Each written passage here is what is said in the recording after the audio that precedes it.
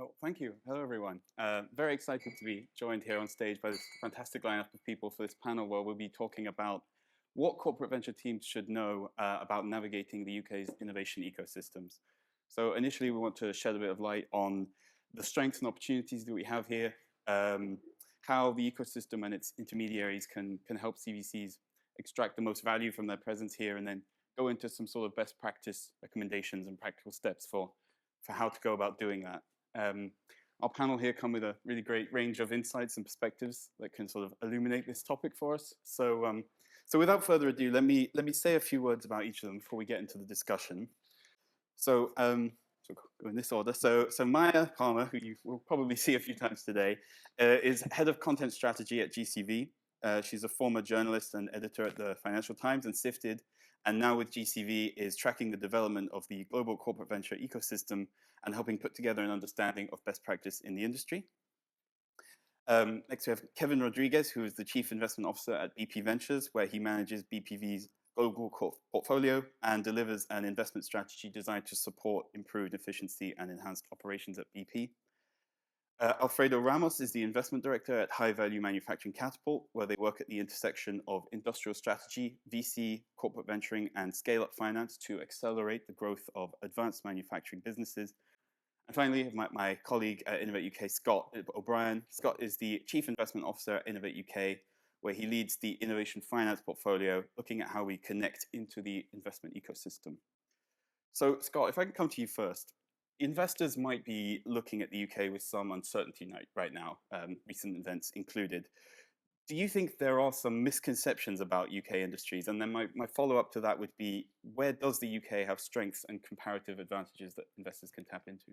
Yeah, the interesting thing about the political position is that maybe a couple of years ago, I was on a panel with David Willits. We had George Freeman in the room, Chuck Umuna, who was part of the shadow Labour team. It was like policy around growth through SMEs, through business and through innovation, I don't think is a controversial topic politically. So I think whatever changes, there may be changes in the way actually that things are delivered, that budgets are allocated and so on, but actually that commitment to innovation in the UK as a driver of economic growth is, I think, fundamental and will continue. So I'm not panicking this morning with uncertainty around the future. So I guess the story in the UK has long been that we've got an incredibly strong academic base, that we're really good at getting that academic base to start businesses, to spin out. But the challenge has been, how do you get them to actually get to growth and to scale, and to do that in and from the UK? So you would have seen that Innovate UK, for example, in the last 3-4 months has published a prospectus, which is actually about changing its approach. So traditionally, that's been a grant-giving body where we turn the handle, grants come out, we fund projects, it's all very good, and then you apply again into a competition. We're moving away from that model. And what we're moving to is a more targeted approach to choosing those sectors and those technologies that we think actually the UK will have competitive advantage in. And we've got the industrial strategy to base that on, because actually that is largely focused on areas of potential competitive advantage for the UK. And Innovate UK itself is moving away from a focus on the project as our unit of operation to a business within which that innovation activity will happen. And actually where the company will come in not for a funding opportunity, but where they will come into our ecosystem, and we will support and develop those through account management, which we're calling velocity, through onboarding and bringing in investors and so on, and then actually exiting our system into an ecosystem where, Series A and above, capital is coming in to really drive that growth and accelerate that growth. So I think there's a real shift in emphasis, and I think that connectivity into the investment ecosystem is part of that. And of course, the joy of corporate venturing is that you've got line of sight on end customer. You've got that ability to see where the sales going, what's the business model, where's the development going, where's the customer pull, and that's never been part of what we've looked at before. So the idea of going away from great place to start to actually great place to scale and industrialize technology in a way that supports economic growth and gives us global competitive advantages at the heart of Innovate's new strategy, and I think where this government will go. And so continue on with that question of the UK's positioning, Kevin. Speaking from the perspective of one of the country's most sort of prominent and active corporate investors, what for you makes the UK innovation ecosystem an attractive market for an investor? Again, thank you for having me. It's a pleasure to be here, and as you where BP Ventures is the corporate venture capital, corporate venture arm of BP, been active for 19 years. And I was just looking at some of our investments, and what you do notice is we do have been quite active in the UK. We've done 7 investments, all of them spinouts. And what one normally identifies and says a lot of this innovation typically sits around the Golden Triangle, but we've actually worked with spinouts from Aston University down to Southampton and Leeds University. So really tying on to the point you said, we do see quite a bit of activity, a lot of innovation coming through. And then tying into that is the fact that a lot of universities are looking at creating spinouts, developing the IP framework for that. And so as a corporate venture capital arm, as BP was quite active, we're then able to really provide the opportunity to start engaging with them. And we've really leveraged the Innovate UK platform for that. What I think makes it quite attractive is a couple of things. So first bit is the technology as an entity that's really focused on supporting BP's strategy with the key use cases we have. We do see there's the ecosystem in the UK for that. That's the first bit. Secondly is also the ecosystem of other CVCs based here and based out of Europe. So typically we would look to work together and engage and potentially share or co-invest. The other bit that's also quite helpful is we're seeing increased activity and support from the government and government entities. So you've seen there have been significant commitments made by the British Business Bank for support of VCs. Secondly, and we've actually had the opportunity of working with NWF as a co-investor in one of our investments. So that's really creating the impetus for us to not only be able to engage with The National Wealth Fund. startups, yes, National Wealth Fund, not only engage with spinouts and startups coming out of the great universities, work with them where we look at potential pilots, commercial conversation around that, leverage our global platform. Oh, sorry. Then leverage our global platform to support their expansion, and then now start working with other venture capital and other investors in the region to help them scale. Fantastic, thank you. And there's some analysis done by the GCV that tells us a sort of story, interestingly, that there is actually plenty of international capital that's coming into the UK externally from corporates, but a much more modest amount coming from UK corporates into UK startups. Do you think there is something that we can do to stimulate more domestic corporate participation into venture investing? Yeah, so I mean, I think it's, and I don't want to be overly negative about the UK on this, because I think it's a tremendous accolade to actually have so much capital coming in from abroad. When you look at the people that come to this conference, I mean, they really do come from, the US and Asia, and they come to the UK because they see, merit here. But I think one thing that surprised me was when we did some comparative figures between how much sort of domestic corporates were investing in domestic startups, that the UK was very light on that, and I'd love to have a to pick the brains of Kevin also to as to why that is. But so when you typically look at where a lot of the big investments in the UK are coming, you're seeing the big names, the Googles, the Nvidias, the Intel Capitals, and so on. But in the UK itself, big UK corporations, BP is really active, but do we have, so compared to say markets like Japan or Germany and the US, we see less of those local, the domestic companies doing that. So that's an area, and yes, how do we stimulate it? I mean, is it a case of the opportunities are, I don't know, perhaps there is more.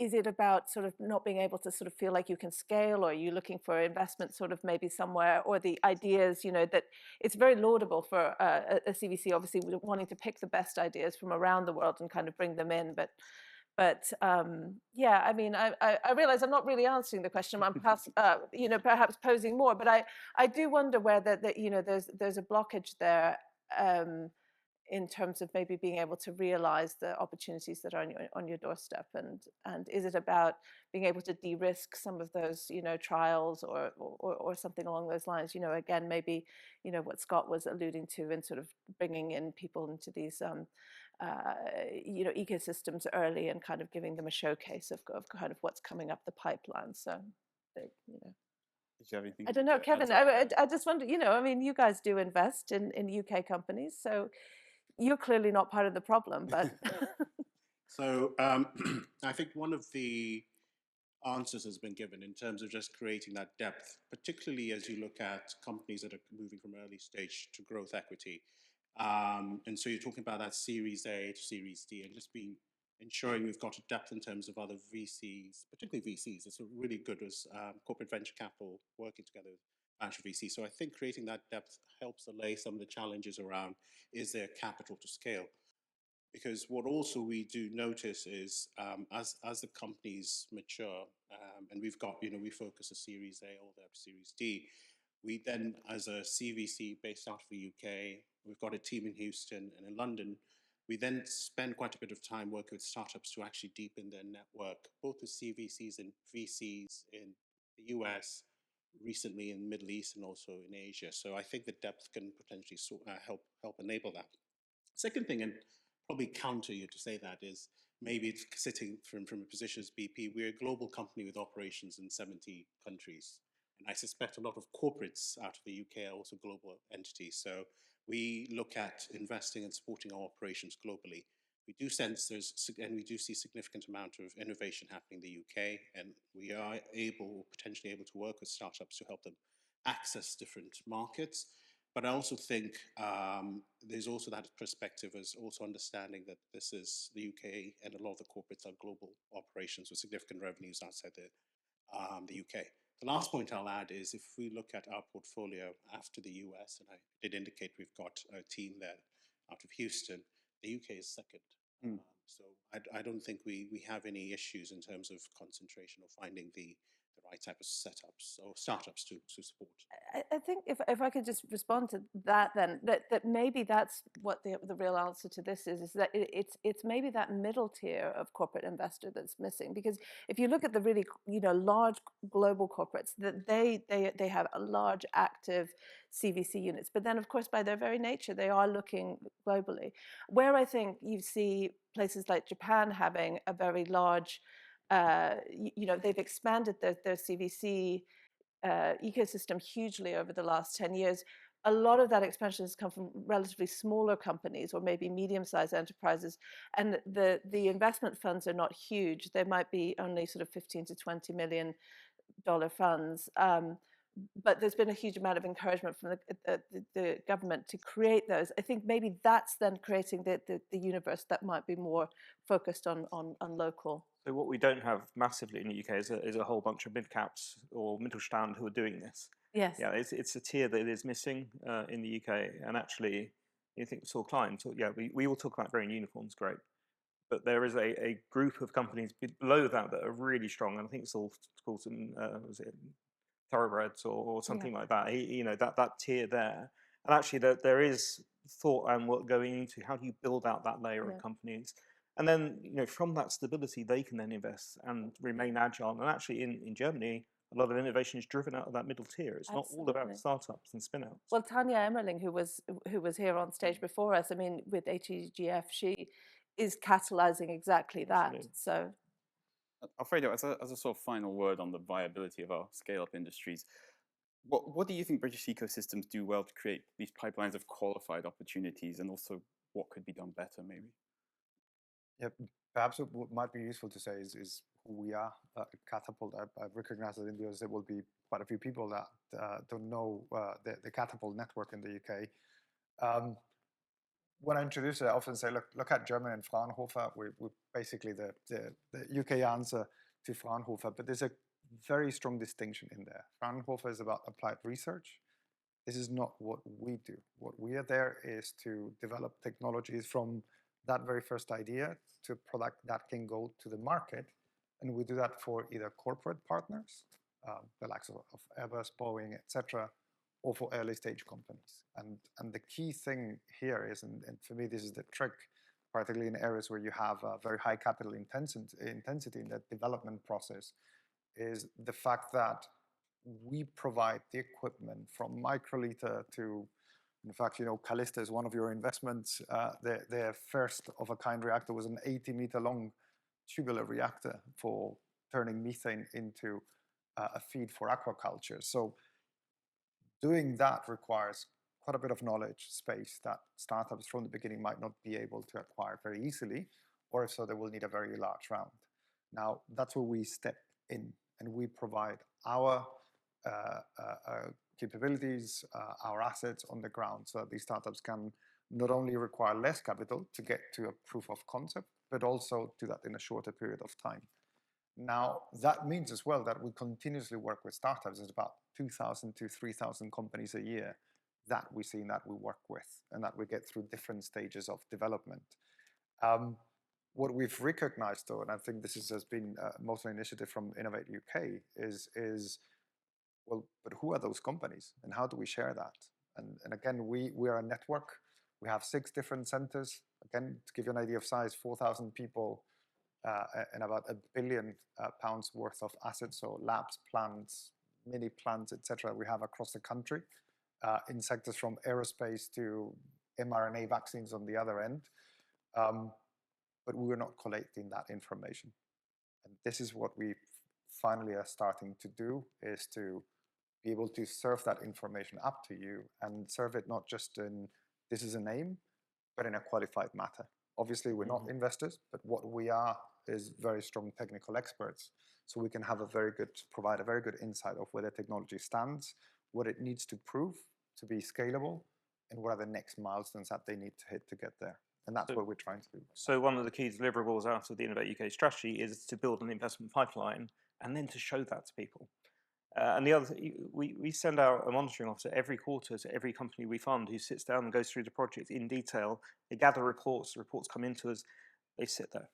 So how do we leverage that data around our technical expertise, our diligence, our experience of these companies, and showcase that to address the information asymmetries, which is just that classic access to finance failure. So that is a fundamental piece of what we have to do over the next 6 to 12 months. If you'd like, Scott, so this question of how ecosystems can be creating the conditions for investment, and some in the room may know that Innovate UK is a sort of major support mechanism for innovation industries. Feel free to explain a bit more what Innovate UK is sort of doing to catalyze innovation and drive this commercial growth. Yeah, so I guess a number of things. One of them is around convening and building communities, which you're part of the organisation, Innovate UK Business Connect, is fundamentally there to do that, to build communities, help people into the system, to showcase companies coming out of that system. So within your team, Sarah, who's here somewhere, building communities of investors and actually keep giving them line of sight and so on. So convening is part of that. Obviously, we deploy grant capital, we deploy loans, we deploy grant alongside equity finance. And we do that because it's a de-risking step. So we want to do the hard stuff. Where it's the really difficult innovation activity, which is super risky, we're interested. If it isn't super risky, go somewhere else and get some corporate finance, get some commercial finance for what you're doing. So actually, we point ourselves at the hard stuff. We want to do that alongside investors who are coming through and saying, and we'll pick up development of corporate governance, developing finance function, developing a sales function. And I think to some extent in the UK, sometimes those things are separated. I think Innovate UK has driven some of that. So we talk about TRLs. Well, great, we're getting to TRL 7 and then to 9. Okay, and where's the commercial readiness level? Where's the other stuff? And because we've disconnected those in the past, I think we've struggled. So bringing those together and de-risking and accelerating through that is fundamental to what we do.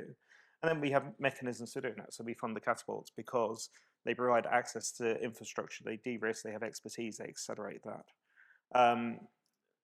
It's very hard in Innovate UK to walk across a room without tripping over somebody called Doctor. There's just depth of knowledge in the organisation is brilliant. So uncovering that and giving that out to the community is fundamental. So build communities, give them the expertise, give them access to our data, and de-risk through funding. It's sort of the Innovate UK purpose. And if I may add very briefly, I guess I bring experience from both sides. A large part of my career was spent in a spinout from Imperial College that was acquired by Siemens for a nine-figure sum, and then also as CEO of a Toronto Stock Exchange listed company developing minerals processing technologies. You can imagine in that role, when you have finite resources and you're burning through cash, the key thing is understand how can you get the furthest for the lowest amount of cash. And for you as a as a corporate investor, say, well, how can I make the most out of the limited pool of capital that I have to allocate through a number of companies? So in an ideal world, you could imagine having a company that shortens the operational cycle. So they don't need to spend 6-9 months hiring a full team of staff, but access that directly within weeks to then go into a plant or a lab, but then on top of that, receive non-dilutive funding to carry out that research together with some of your business partners on the corporation side. And for that listed company that I mentioned, we had Siemens as a corporate partner. We received a grant from Innovate UK at the time, and that led to really a really fast acceleration towards a key proof of concept. And is this formalized, this sort of support mechanism in any way? What is very interesting about us is, as I said, we also do a lot of corporate or outsourced R&D for large corporations. If you look at the membership of some of our centers, many of you will be, or your business will be in the audience, but we're engaging there with the technical teams, not with the venture teams. On the other hand, we have 2,000, 3,000 startups that we're working with. What we're doing right now is actually to see how we can bring these two worlds together. And I think that's a topic that will be and has been discussed today. Venture clienting for me is an area where that helps us to bring those two, right? And particularly interesting commercial proof of concepts. What we have mostly is assets that are either like real life assets. For instance, the Medicines Manufacturing Innovation Center in Glasgow is a GMP factory. So but it doesn't need to produce stuff. So you can go in and test things in a GMP environment and say, yeah, this is fully different. I can take this and sell this on. I think if I could jump in on that, I think that ability to take on some of the POC, heavy lifting, that can be a hugely catalyzing factor for getting maybe more corporate investment. This is a story that we hear all the time. It may be much more streamlined at BP, and you can tell us, Kevin, but what I hear from a lot of people is, often there's a lot of sort of wrangling that happens. It's like, who's going to pay for the pilot project, and everybody can love the technology and they're really excited, but when it comes to, whose budget is this coming from, that can really slow things down. So I think if the UK is developing, good and better mechanisms, and maybe again, that can maybe take some of the fear factor out of smaller organizations getting involved who know that, that business unit budget isn't going to be able to cover it, right? So, and I think it's particularly, having also your business being able to come into a place that they recognize as their own shop floor, and they can say, fine, yeah, this is not just a fictitious lab somewhere or sample, but this is something that I can see we operate in the same way. That gives a lot of confidence that these solutions will then work. Yeah, and we've invested into large, heavy infrastructure through the Industrial Strategy Challenge Fund several years back. But if you're a glass manufacturer, you want to look at prototyping novel ways of delivering glass, you go to Glass Futures in Cheshire. You have a demonstration furnace that can get up to temperature quickly. You can run a small batch. You can test that batch. That's a service back into the industry. So you don't have to shut down your entire line in order to test something and then start it all up again. And the same thing with MPI around steel manufacturing alloys in Middlesbrough. There are pockets of these capabilities around the UK funded by the public sector and there for the use of corporates alongside their startups as part of collaborations. Just to take us onto this question of the sort of how and the what to do, Kevin, from the investor perspective, what do you think? Where do you think a CVC that's sort of freshly coming into the UK should be looking first for those kind of qualified opportunities, incredible support? No, thanks. The work you've done at Innovate UK has been great, and I'm not saying this to plug, given I'm on the panel. I think the focus where you're then able to go through thematic areas and be able to, as a CVC, to say, look, I'm focused on these 3 areas, and you actually have events around that, you have engagement around that. And I know as a small team, I've got 2 colleagues here, we're a very small team, about 7 of us in London, being able to just get to the point and understand which companies I think has been very helpful. Secondly, which startups to engage with. What has also been very good is the ability, even if we can't attend, to be able to actually engage with the companies and the work you've done in preparing them. And I'll just add one last point on that front is, there've been a few grants that you've shared that we then forward to our portfolio companies, and they've used that for research. So I think Innovate UK is definitely a good avenue to access. The second one, naturally, as any VC or CVC would be going through the formerly BVCA, UK Private Capital. One other partnership that I think has been very helpful is London and Partners, which is supported by the Greater London Mayor Office. And they're very focused on, particularly for a lot of, I mean, we've talked a lot with Innovate UK for deep tech, but there are a lot of CVCs looking at retail, looking at fintech, etc. They're very good at tapping into the London network for that.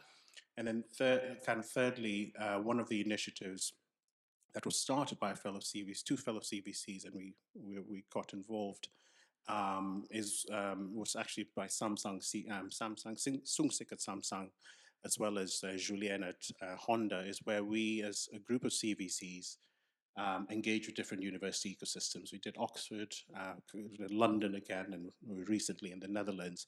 And so for working through the GCV network, it's very easy for any CVC looking at the UK to plug into that. And then what also helps the university ecosystems is you're not just talking to BP, you're talking to 15, 12 CVCs or 20 CVCs across different sectors. So it's really kind of one-stop shop and adds a lot of value to CVCs looking at this market, but also startups looking to engage with a broad set of CVCs. And have we seen, Maya, sort of examples of ex-UK CVCs coming into the UK successfully? And if others are considering doing the same thing, is there anything they could potentially learn from them?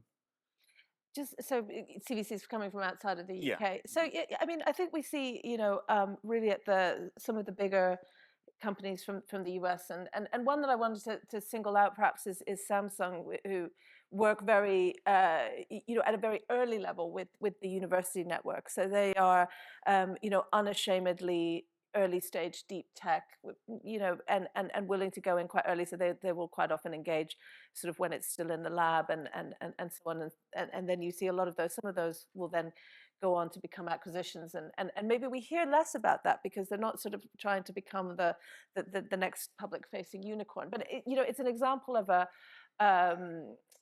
partnership where it's a kind of early stage and a really long-term mentality. So I think there's we're the other thing that we're seeing quite a lot is just an engagement with a lot of Asian investors coming to the UK, and it feels like there's a good sort of, again, sort of a synergy there. Often it's a willingness to invest for the long term, and some of those really big growth areas for the UK at the moment are those deep tech industries where you do need to have that patience, and perhaps the best way that you find the really good deals is if you're willing to go in at that seed stage. So I think that those are all trends that we're seeing, and hopefully we're starting to see them kind of go upwards.